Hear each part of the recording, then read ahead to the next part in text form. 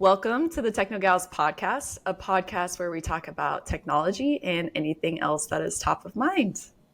Let's get started.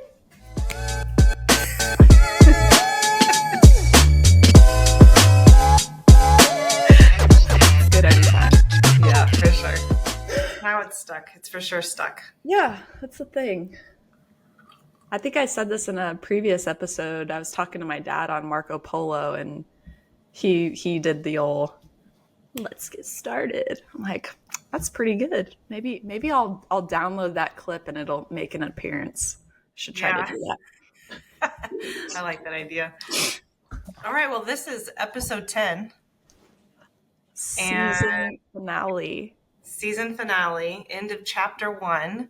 This will be our final episode that we initially committed to, because we said we were going to do 10 and see how it went and then decide if we wanted to keep going or not.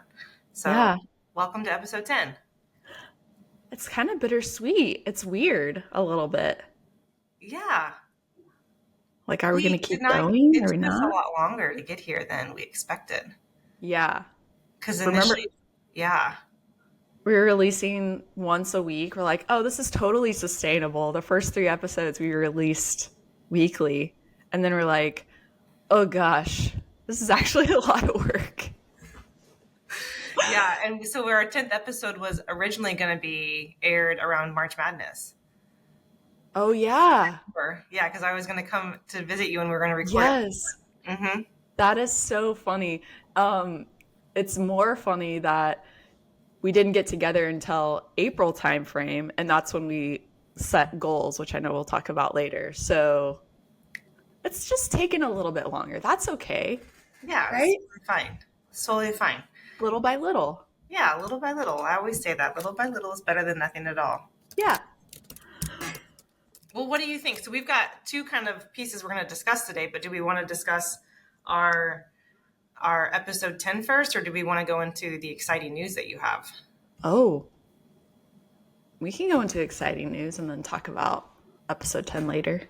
Okay, let's do that then. So if you pay attention to our LinkedIn page, you already know this, but Traci has accepted and started a new role outside of AWS. So congrats on your gig. So what exactly is your title? Where are you working? And what do you think are like the general, I know you're pretty fresh into it, so but what do you think is like the general expectations and what your role will drive? Yeah. So a few weeks ago, I started my new gig at Koch Industries, KOCH, not Coca-Cola, which is based here in Wichita, Kansas. And I had previously worked there for a couple of the different Coke companies prior to joining AWS. So a little bit, it felt like, this sounds really cheesy, but I'm going to say it anyway, like coming home, like the very first day, walking down the hallway, seeing people I know, hey, oh my gosh, you're back, it's great. So that was a lot of fun. But my new role my title is IT Director of Corporate Capabilities. So I lead a product organization that supports applications in the accounting and finance space.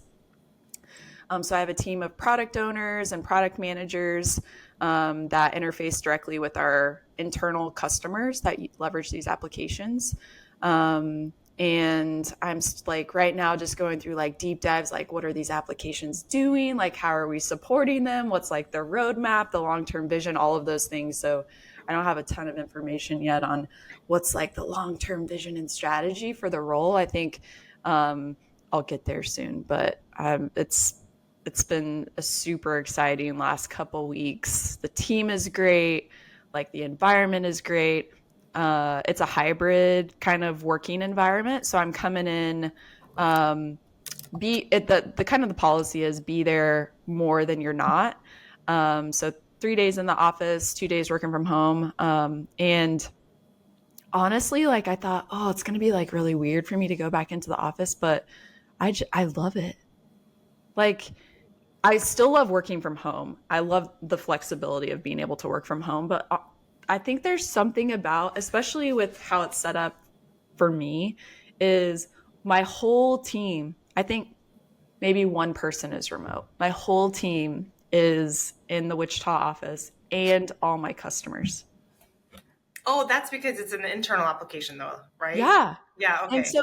so I literally can go outside my office and like talk to the team, or I can go upstairs and talk to the customers, or my boss is down the hall, my peers are, on the same floor. And so the the the piece where you get that water cooler chat, but also you don't have to schedule a 30-minute meeting for literally everything you want to talk about, because you can just like, oh, they're free, I'm just going to go poke them real quick and get this question answered. So that's been really great. Yeah, it's so far so good. I really, really like it. That's so good. I'm super happy for you. Obviously, really sad that we're not on Slack anymore together, where I could I meet know. and be like, hey, have you heard about this? Or like, what is this? So Yeah, that's a big change and a little bit of a disappointment. But same. I'm super excited for you, obviously. Thanks. Yeah, it's been great. It was really difficult when you asked me, should I take this gig? And I had to be like, selfish Alicia wants to tell her no. Horrible idea. Why would you do that? But Yeah. then good friend Alicia was like, nah, she needs to go. It's time Yeah. for her to spread her wings in another space. Yeah. It's been really good. It was definitely a hard decision to leave. AWS has a ton of just extremely intelligent people, and I respect the people that I work with so much. I think I just kind of got to a place where when you think about like do some real self-reflection almost and be like, okay, where I'm at in my career now, is this aligned with where I want to go? And my kind of career aspirations, I want to be a CIO one day. And I felt like kind of the growth and development where I was at just was stalling, and I had this really great opportunity to come back to Koch and to move into this role where I feel like I could develop more of those skills, and it put me um, further up on that trajectory. Can I say that word? Yeah. Towards those goals. And so ultimately, that's, you just kind of have to have like that conversation with yourself of like, all right, like you've gained all this experience here, but is it time to go somewhere else and get more or different Mhm. to help you reach your goal? And yeah, it's I've just really always exciting. thought about this, and I'm curious.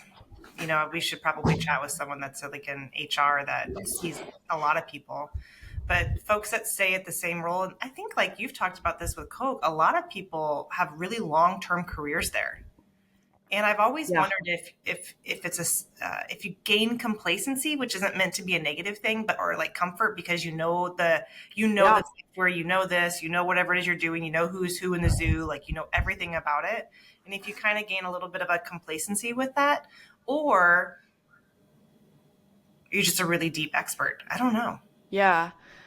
That's a great point. I think that there's nothing wrong with lifers. Like if you really are just love the company that you're at, you love the role that you're in, you're continuing to get new opportunities. One thing that Coke is really good about, and I experienced this personally in my first kind of stint there, is they really lean into self-actualization. So as you're going through your career and you're learning new skills and you're finding your comparative advantage, they're going to find a spot for you where you can kind of flex those muscles, the things that you're really good at. And so people that are lifers, like they've gone to different Coke companies and they've had a bunch of different roles, or maybe they were in the business and then they went to IT or vice versa. So I think Coke is really good at that. I'd be curious about like feedback from other people that have stayed at their company for a long time.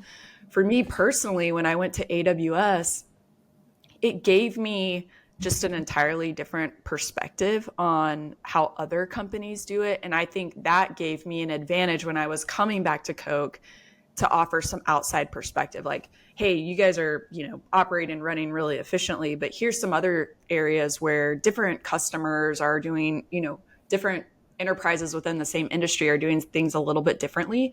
Maybe there's some opportunity to optimize in these different spaces that you might not have got just from staying, I mean, even at Coke, even if you're jumping around to different Coke companies. So I think Yeah. that was pretty powerful for me, just to be able to see just how other companies are doing it, and maybe we'll hopefully be able to offer up some, ways we can optimize and maybe be more efficient. That's probably one of the, I don't want to say one of, it's definitely one of, I would say, the best advantages of being at AWS is the amount of customers we engage with. And Yeah. so if you work at Hallmark or you work at Coke or you work at, Nelnet or one of these other type of companies, you're Yeah. really working with that specific audience and that company. Whereas like we pop in and out of so many different companies on a regular basis that we get to see a lot of their pain points, their challenges, what they're doing well, where they're accelerating. And you learn a lot quickly from seeing so many different customers like bam, bam, bam, bam. Especially like even Yeah. like an account manager is dedicated to one or a few accounts. Yep. They're still limited, but within our role, we're supporting lots of different customers and bouncing Yeah. back and forth, almost like a, I don't want to say a SME, but it's a point in time kind of engagement. It's not Yep. always permanent, so you do get more exposure. Yeah, I totally agree. Oh, I just lost my train of thought. I was going to say something really intelligent, Oh, and now it's gone. It's like poof. She gone.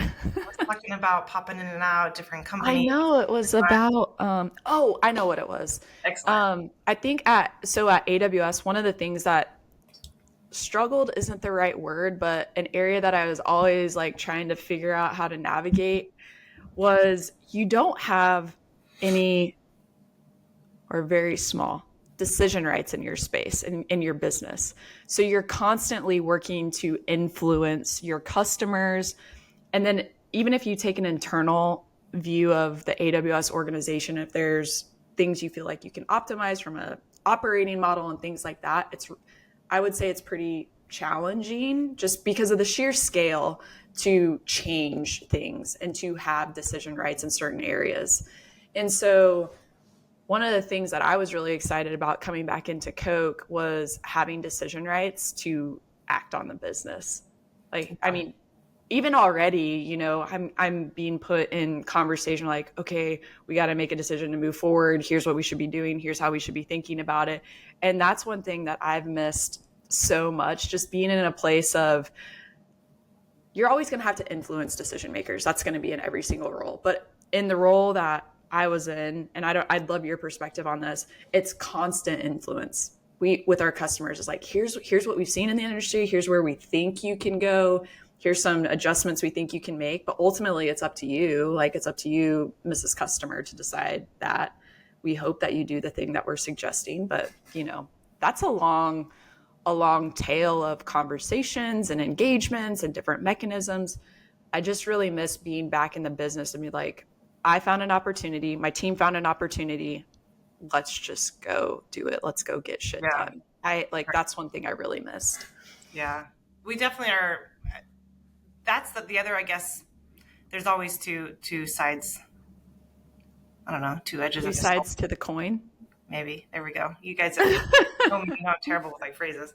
So while we get to pop in and out and see a lot of different customers, we also are not necessarily like deep experts. And so although we can, of their specific Yeah.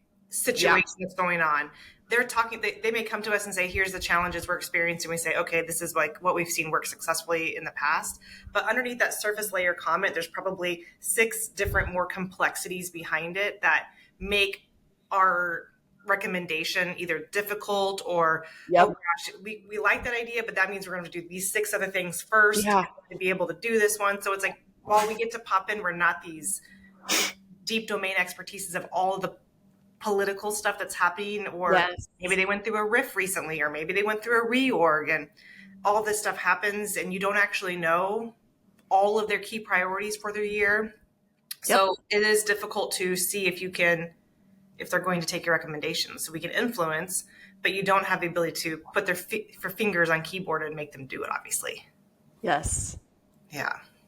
For the audience, what's riff? Oh, reduction in force, isn't it? Yep. Yeah. I'm like, I don't even know. Layoffs. But Yeah. so with your new gig, we've talked a lot about networking and about Yeah. how your network is often the best place to find new opportunities or to do side hustles and side gigs with. So curious if you used much of your existing network to help you gain this role. I did. So when I was at Koch the first go around, I worked for Koch Global Services, which was the leveraged service provider for the other Koch companies. So we had things, services like IT, accounting, HR, real estate, a couple other things. And that meant I got to work with a lot of different Koch companies. And so I started to build my network pretty early on when I worked there. And I don't think I really appreciated what that meant actually until I left Coke because afterwards, and then coming to AWS and the sheer scale of how many people there are, holy moly. The way I kind of describe it is you are constantly having micro interactions. You need to go talk to this team to get something done internally, and then you might never even have a conversation with that person ever again. But the sheer scale of AWS and Amazon as a whole, there are so many different teams. So you're talking to a lot of different people all the time. When I started to think about what my next opportunity was, because of the network that I built at Coke, I had known a lot of recruiters from like hiring people on my own and being a part of different interview panels, all of these things. I had put out some feelers like, hey, it's nothing urgent, but if you think there's a good opportunity, um, I'd be interested in learning more. And that wasn't something that just like the next day there was a few roles that kind of got passed on. I'm like, that's probably not the right fit. And then eventually this one came and I'm like, wow, that's actually really interesting. And so this role was initially just posted internally, and they were struggling to find a candidate and they were thinking about opening it up externally.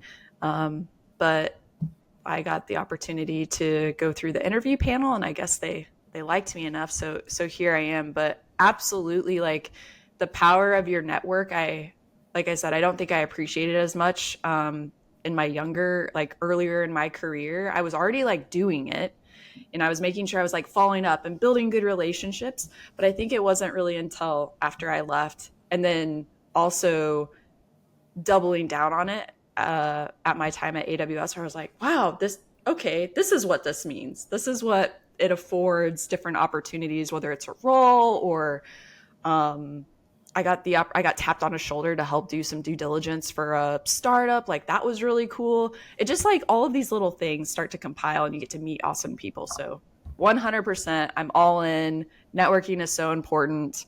And even as a, self-proclaimed introvert, just make yourself do it. It's worth it.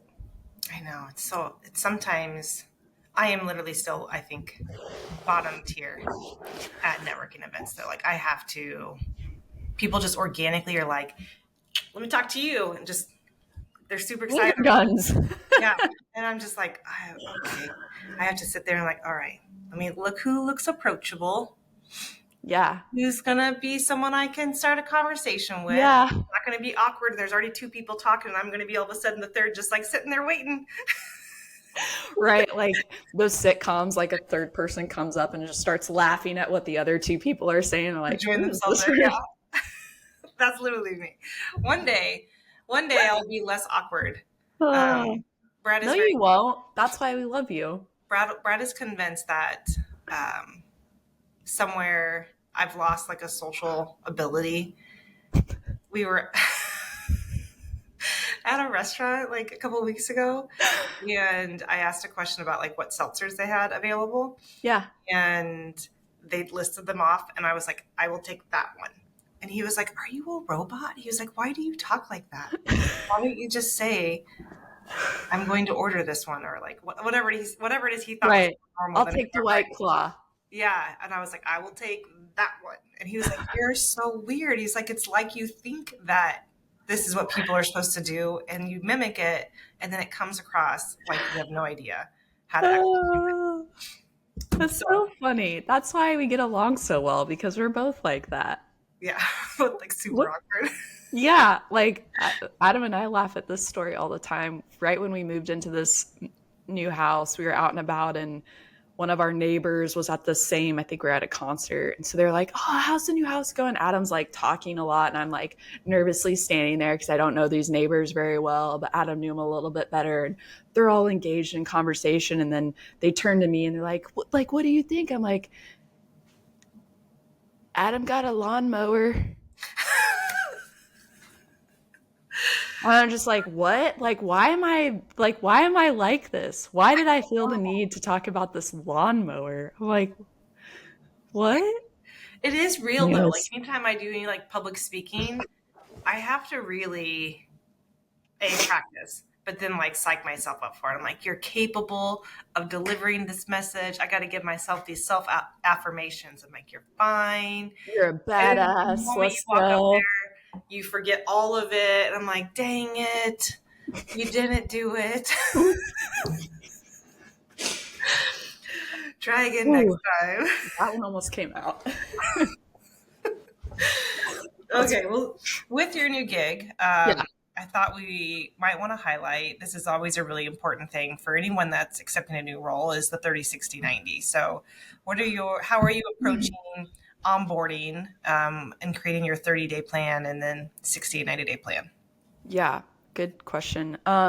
So I've been a big believer in 30, 60, 90 day plans when I start a new role. I actually even used it at AWS when I would get like a new account. How am I going to go like dive deep into their industry, their customers, learn the account team, all the stuff that they got going on. So I've been using this kind of method for a while.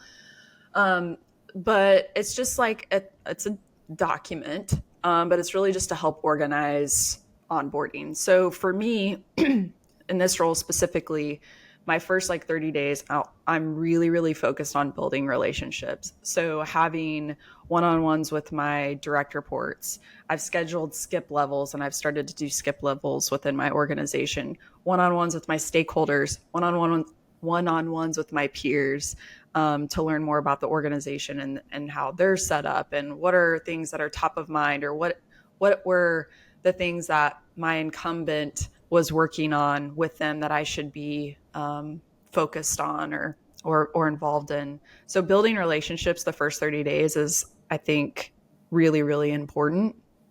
Then from there, it's once you start to build a perspective on the things going on and the people who you have, like your talents, the work, all of that stuff. Then it's organizing your thoughts into what is your overall portfolio. So one of the things that I try to think about is if someone came up to me and was like, Traci, what does your organization do? What is corporate capabilities?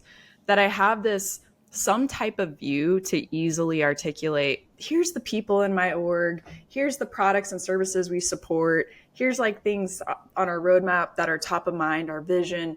And so I start to build what that looks like. For me, it's a slide deck. It doesn't have to be. It can be a Word document. It can be, I don't know, people use like Figma or Bluescape, those type of boards, collaboration boards.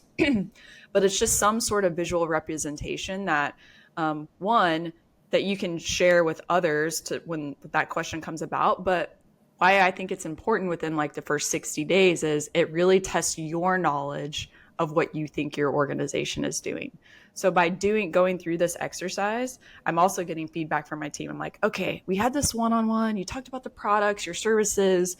Here's what I heard. Here's what I'm put on paper. Is this actually right? Oh no, it's actually, we do this thing and this is how we interact with these stakeholders, blah, blah, blah. So it's a good gut check and feedback mechanism for you to leverage with your team too, to make sure you're understanding.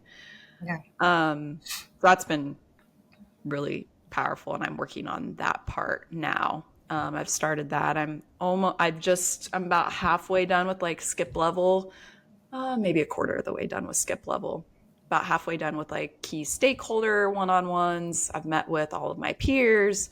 So now starting to build up kind of what I think we do. So, what will you do from 60 to 90 then?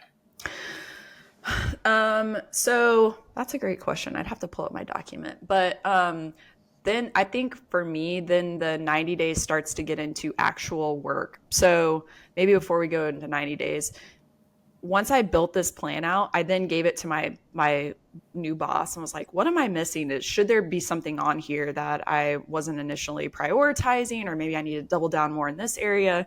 And so some of the things that came out of that discussion was stuff that went into my 90 days. So for instance, we're getting ready to go through a financial forecasting exercise. We have fall performance reviews. I wouldn't have known that stuff without like putting this together and him being like, oh yeah, there's this one thing that you need to make sure that's coming up. And so some of that stuff, like the actual work, if you will, I think probably fits in more to the 90 days, depending on just how your organization is structured.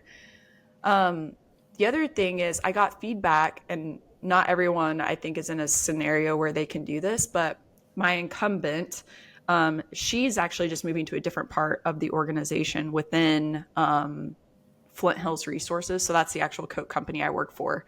She's going back into the business, and she has been fan freaking tastic. So she's been super available. I've been able to tag team meetings for warm handoffs. So when I built my 30, 60, 90 day plan, I gave it to her too for feedback. Like, what am I missing here?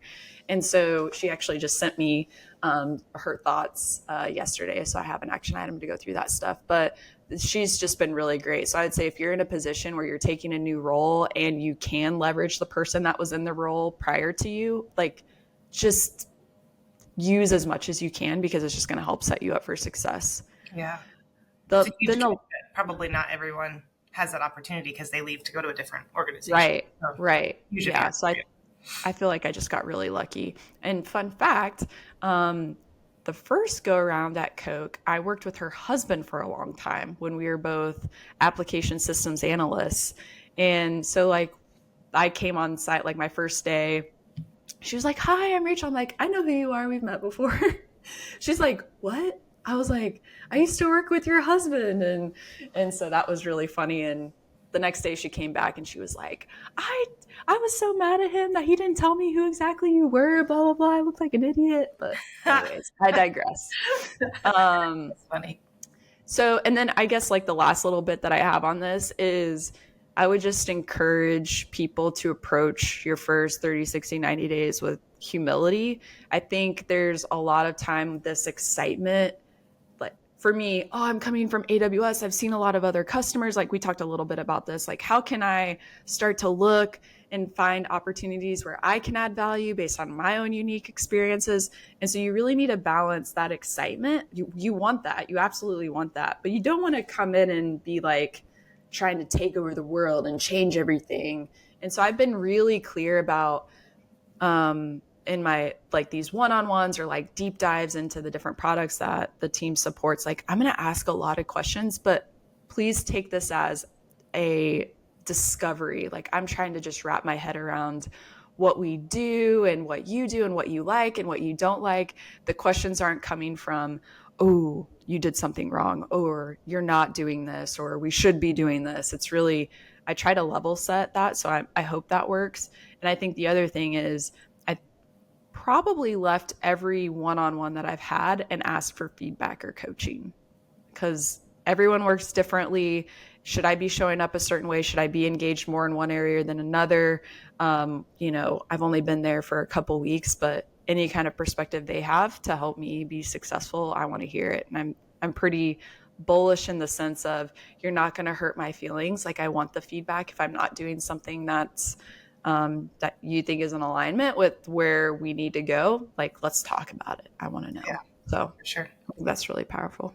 I think that's a great pro tip to remind people that you are approaching it from a place of discovery and curiosity.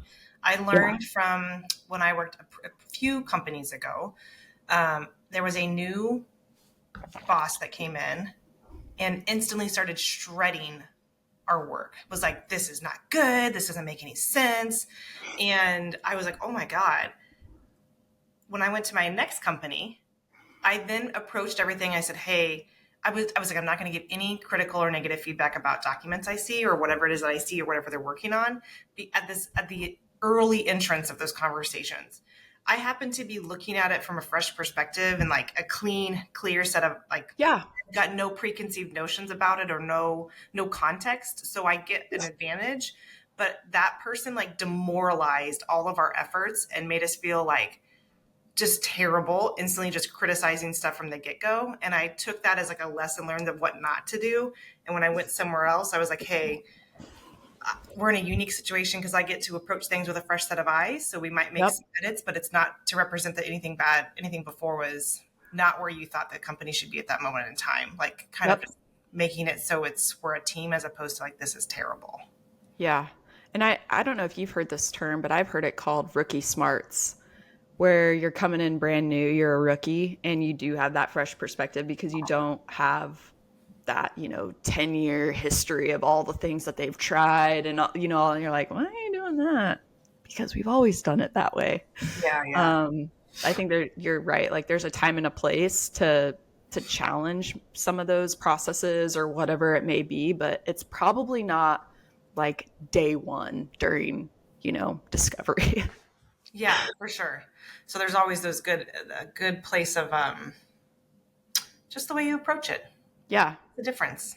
Come in Yeah. like And I a think, dog and it's and I think you have this, and I hope I do, but we talk a lot about being authentic and being transparent. I think in those scenarios, if you're just being authentic and you're like true self and helping people connect with the why, they're less likely to jump to the conclusion or think that there's some ill intent by that. And I think you're really good about that with your team and the people you interact with. thanks. You're welcome. Thanks. All right. Well, is there anything else you want to share about your new gig? I don't think so. I'm just super excited. I'm really happy. The team is great. Um, my new leader, he's fantastic. My peers seem just super engaged and really excited about the stuff that they're working on. I know it's not always like rainbows and butterflies all the time, and I'm still in honeymoon mode, but I'm just very optimistic about all the things that I get to go do, get shit done. I'm ready. Oh, that's awesome. I'm excited. And we'll find a way to Slack each other. It's fine. Yes, yes, of course. Well, let's move on to recapping our TechnoGals New Year's resolution to where we are now. We met in April. We created some goals for TechnoGals, and if everyone needs a reminder, kind of our purpose and mission is to like create this community that challenges and nurtures and fosters folks that just want to continue growing in their career and also be a safe space to recognize that women are sometimes at a disposition in the workplace, especially we're male dominated fields. So we want to be a space for women to come together. This doesn't mean that we're just for women, but where do you think we are to date? We posted some goals out there in April, and let's do a little recap. All right, let's do it. So, one of the areas that we focused on is community. How are we building and engaging with the community? In April, we had a goal of 1,000, and I don't know if we really specifically why we chose 1,000. It felt lofty to us, and if we surpassed it, great. We could always adjust and shoot further. But we wanted to have a community of 1,000 followers across our platforms and just how we engage. And in April, we were at 23%. And now, 230 people. There you go. And today we are at 72%. Yeah. So now we have about 720 people in our community, which is great. Yeah. So we're doing good. I feel like, we go through ebbs and flows where we see an uptick in engagement with our LinkedIn community and the podcasts and episodes that we put out. I think we're still trying to figure out what the right content is. Like, what's the right mixture? What's your take on that? Yeah, I think as we've discovered this, and we look at our analytics of like content that does really well versus content that doesn't do as well. And I think what we're recognizing is that in this process of having an umbrella of TechnoGals, there's so many different micro streams of content. There's leadership, there's tech, there's women issues, all sorts of just little micro topics that we need to create streams to condense it all together, so that if you're just really into leadership tips and strategies, that you can come there and see leadership strategies. If Yeah. you want to just focus on the women community part of it, then you have content there. And so rather than having it all kind of be this like rolling scroll of our thoughts, we need to really create a space where people can go and get niche or micro content. So I think that's probably one of our areas of focus if we decide to keep going forward. Yep. I think like it's interesting looking at some of our when we well, maybe I'll save this when we talk about the content space. I'm going to save it. Okay, so another one of our goals is one speaking engagement per quarter. In April, we had 0, and today we're at 25%. So we've done one. We got some work to make up there. Um, I think part of it is I love doing this. I think it's super fulfilling. I will say that, and I know we'll talk a little bit about like what surprised us, but this is still, we put a lot of effort and work into this. So on top of, having a full-time job, running the household, you got kids in the house, like, to it's just another thing to coordinate. I think has been kind of difficult. Is like, where do we prioritize our time? And so this is an area where both from a goal perspective, but also, and I think you would maybe agree with this, is an own personal development. I think we should really focus on how do we do a little bit better in this space. I feel like I'm starting to get more comfortable with like the speaking and things like that and being in front of people. But I have a long ways to go, and this helps us with that, and it helps us grow our community. Like there's all these like downstream effects. What are your thoughts? Yeah, I would agree. I think this is probably going to be one of the hardest goals because it's a little bit less in our control. We have to be Yeah. invited to be a guest, or we have to be invited to a speaking engagement. And so while we can push those seeds out there or plant those seeds, whatever the phrase is, plant those seeds, and like it may take a while for them to start to grow. And Yeah. so I think it's one of those flywheels where we probably have done a lot of little micro things to start to get Yeah. that process going, and then it's probably just going to like start to really take off, but we Yep. haven't seen that takeoff phase yet, which is Yep. fine. I think that's completely acceptable. And I also agree that this is something we enjoy doing, but we both have full-time jobs. And the reality is that we prioritize our work and our family, and this then kind of fills in as we can. And I think we still do an Hmm. awesome job of consistently engaging and putting out content and finding time to record, despite the fact that it's all just really crazy and busy. Yep. Agreed. The next one, 10 guest speakers by the end of the year. In April, we had one, Miss Aquila. And then today we're at 30%. So we've also brought on Shayla King, the executive coach, and then Heidi Buck from the AWS prototyping team. So that's awesome. We still got a ways to go there. Um, but I think we're So, making progress. yeah, so this is the one that was surprised me because when we were talking and kind of reflecting on where we are with these goals, it felt like we had more. I was like, what? I Yeah, was like, we've only had 3 guests. I'm like, it I feels like we know. have more. But the other thing is that, and this is no slight to any guest, but the original vibe of our podcast changes a little bit, I would say, when we have a guest, because we want to make for sure that we're maximizing their time commitment to us and their investment with us. So I feel like we're a little bit more structured, a little bit more formal, a little bit more of all the things, and the general riffing and vibing and just kind of like rabbit hole kind of topics maybe doesn't happen as much, which could be a good or a bad depending on why you have someone listening. Yep. There's definitely more prep work, for Yeah. sure. Because like you said, we don't want to waste their time either. It's a reflection of TechnoGals and how prepared we are and how good we are at facilitating. Did we do our homework? Do we have good questions? Things like that. It's definitely there's a lot more behind the scenes stuff to have a guest, Yeah. which I really, really enjoy it. But yeah, definitely more work. And then there's also like, what content do you feel like is appropriate to discuss on this Yep. podcast? And so there is more, while we try to never be super structured and rigid and like overall transcript of like, you must say this here, here, and here. We Yeah. do have to say like, do you think this is a good topic? Do you feel comfortable speaking about it? Are you an expert in this space? And then afterwards, coordinating the promo of it.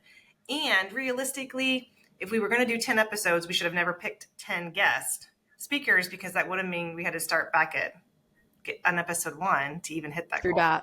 So we True. probably should have picked a more reasonable goal, but these goals were reflective of 2024, not necessarily just within the first 10 Right. episodes. Maybe there'll be a season 2. No one knows.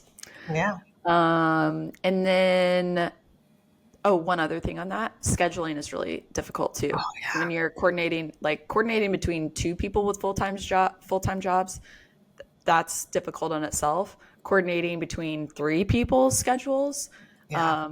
that's really challenging. So I know a lot of the times that we were looking to record, we were sometimes out like a month. Said, okay, we're all aligned. We're so happy to have you on. Let's look at calendars. And we're like, oh crap, it's a whole month out. So that's another just kind of gotcha.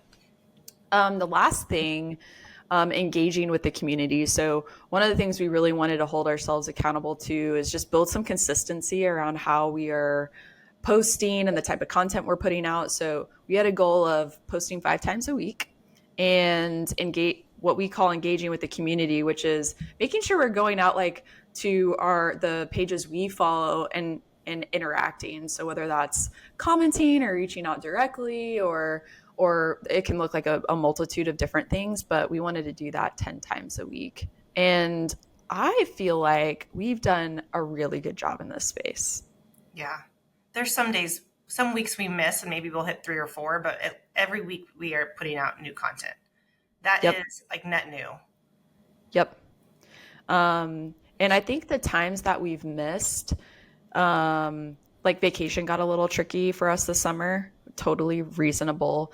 And then, shit happens. And one day Alicia and I meet prior and we say, all right, what does the next week look like?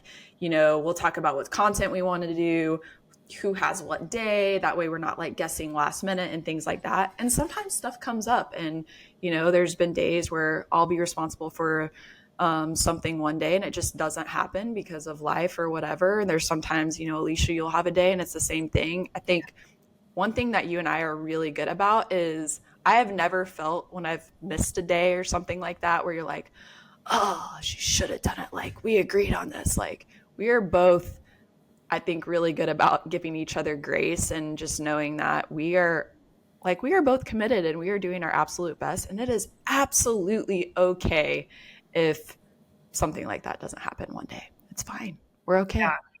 Well, and even sometimes, so when I was on vacation, I was like, well, you'll take care of posting this week and I'll take care of making sure we're engaging with extended communities. But I kind of like failed to remember that I have a rule with my kids that when we're in a car or on a subway or whatever it is, like, we're not just going to sit there and be staring at our phones. And in my brain, I was like, oh yeah, I'm going to have lots of commute time on the ferry, on this thing, on this. And but I was like, no, like, you can't break your own rule in front of your kids and not model the behavior you're expecting them when you want them to be looking around at the beautiful buildings. I was like, well, I can't be on like my phone commenting. So then I was like, I had substantially less time than I was predicting, because it was really only like 8 p.m. or later once they were kind of doing their own activities.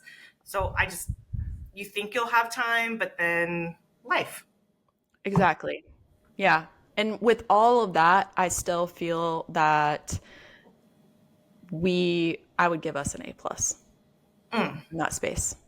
Yeah, I think we've greatly improved. And we noticed, obviously, as we engage with specific groups, Facebook, LinkedIn recognizes that we are engaging and then starts to send us more content from those same contributors themselves, content creators.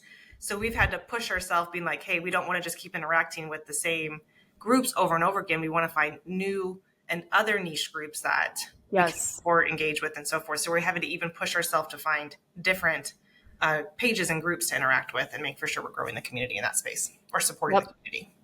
Yep. The 2 things that we haven't made any progress on are we did commit to doing an Amazon storefront. And that kind of like stemmed out of something kind of funny when we did the work from home outfit bit. Like we're like, it'd be funny to like start a storefront and just share some of that stuff. But then also like what we use for our podcast equipment, any office supplies and things like that. I don't know if I'm totally against still not doing it. We just haven't really prioritized it. It'd be interesting. That'd be an interesting poll to see if people would find value in that. Curious, yeah, for sure. Yeah. And then the other thing was a website. I still think this is something we definitely want to do.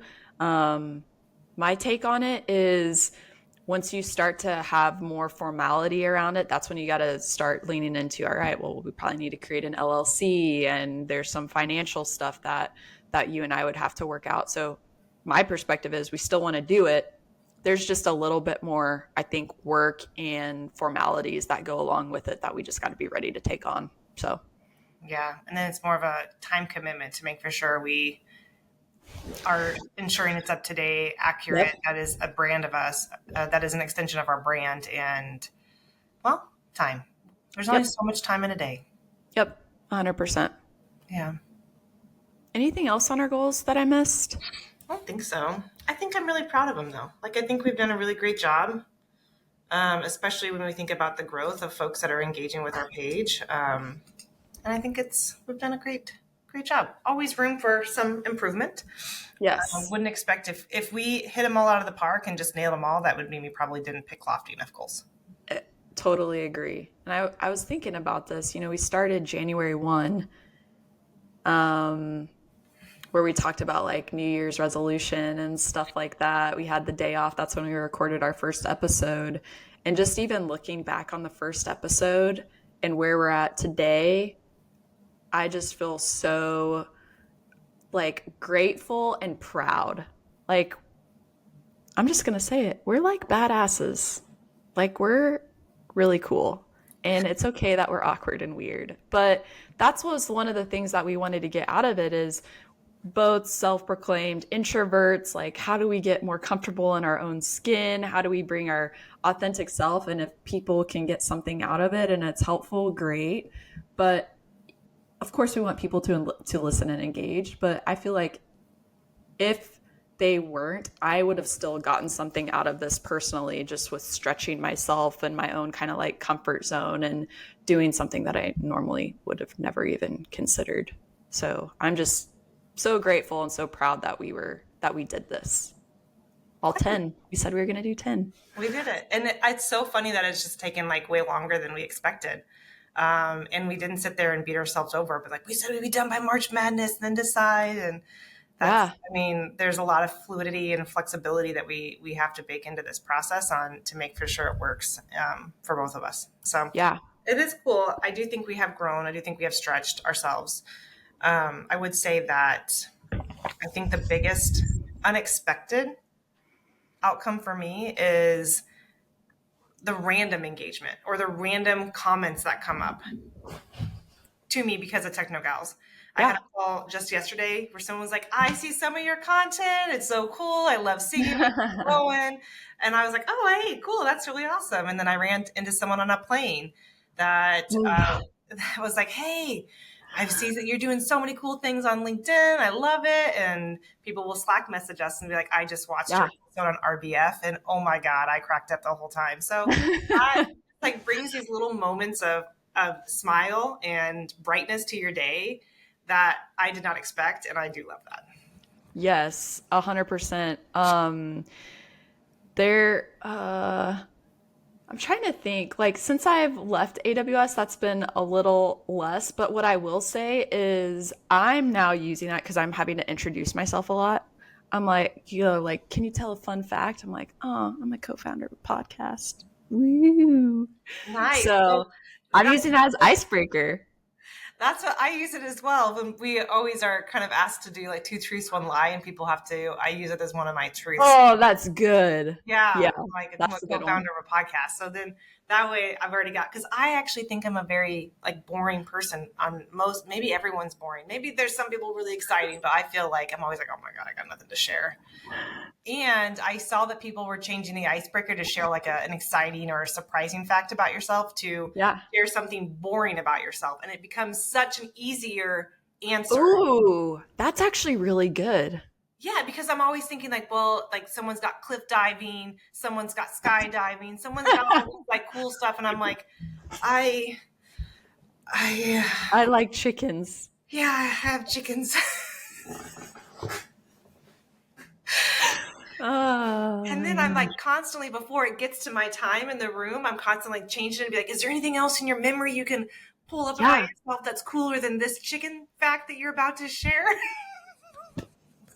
That's so true, because then you're not even, for people like us, we're not even, this is sad, sometimes not listening to everyone because we're freaking out about what we're going to have to say and how close they are coming down the line to our turn. Yeah. So if you were to ask yourself like, hey, or ask like an icebreaker, say a boring fact about yourself, I'd be like, Oh, I got some chickens and every day I'm so I got excited to go lots. there to pick some eggs. It is the highlight of my day. I'm going to use that actually. Okay. I'm totally going to use that. Yeah, that was good. So overall, though, I think this has been a positive, I don't know if I'd call it an experiment, but like a positive process for us. 100%. Yeah. So I guess the big question is, do we do season 2 of TechnoGals podcast? Cue the outro music.